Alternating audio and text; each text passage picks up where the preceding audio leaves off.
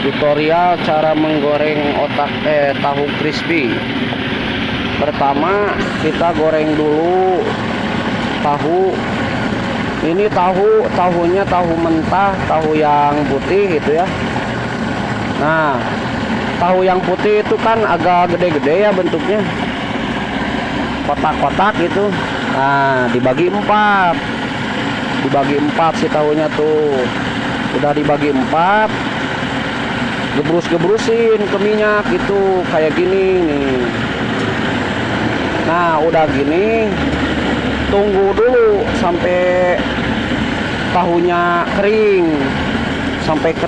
kira-kira lihat aja lah sampai rata, nggak kelihatan yang putih kan. Itu ada putih-putihnya ya tuh, sampai rata yang putih-putihnya itu kuning semua. Itu berarti udah garing gitu ya, udah cukup lah.